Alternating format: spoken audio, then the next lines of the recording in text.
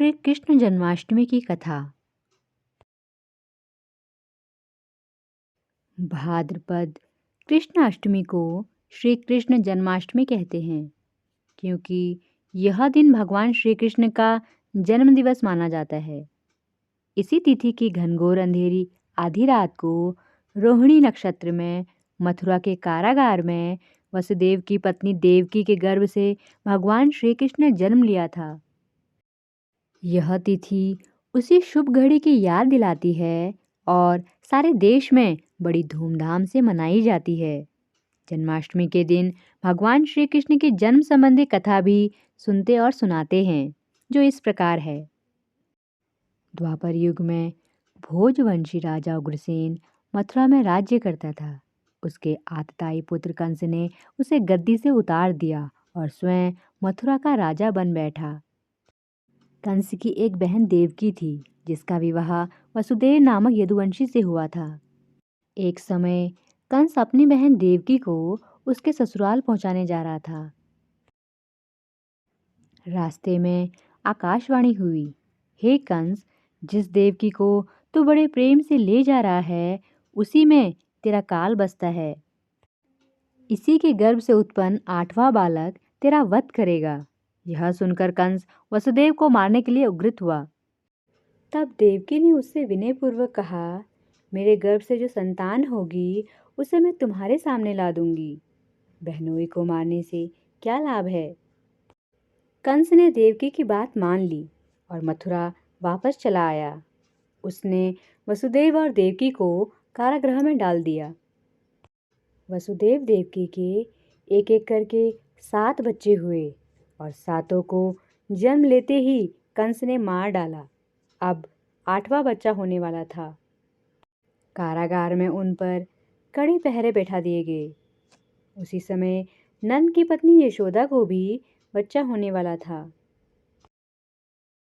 उन्होंने वसुदेव देवकी के दुखी जीवन को देख 8वें बच्चे की रक्षा का उपाय रचा। जिस समय वसुदेव देवकी को पुत्र पैदा हुआ, उसी समय संयोग से यशोदा के गर्भ से एक कन्या का जन्म हुआ, जो और कुछ नहीं सिर्फ माया थी।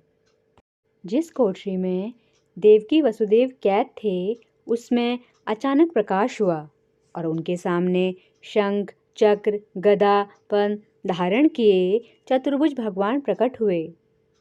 दोनों भगवान के चरणों में गिर पड़े। तब भगवान ने उनसे कहा, अब मैं पुनः नवजात शिशु का रूप धारण कर लेता हूँ। तुम मुझे इसी समय अपने मित्र नंद जी के घर वृंदावन में भेज आओ और उनके यहाँ जो कन्या जन्मी है उसे लाकर कंस के हवाले कर दो। इस समय वातावरण अनुकूल नहीं है, फिर भी तुम चिंता ना करो। जागते हुए पहरेदार सो जाएंगे, कारागृह के फाटक अपने आप खुल जाएंगे और उफनती अथाह यमुना तुमको पार जाने का मार्ग दे देगी। उसी समय वसुदेव नवजात शिशु रूप श्री कृष्ण को सूप में रखकर कारागृह से निकल पड़े और अथाह यमुना को पार कर नंद जी के घर पहुँचे। वहाँ उन्होंने नवजात शिशु को यशोदा के साथ सुला दिया और कन्या को लेकर मथुरा आ गए। कारागृह के फाटक पूर्ववत बंद हो गए। अब कंस को सूचना मिली कि वसुदेव देवकी को बच्चा पैदा हुआ है।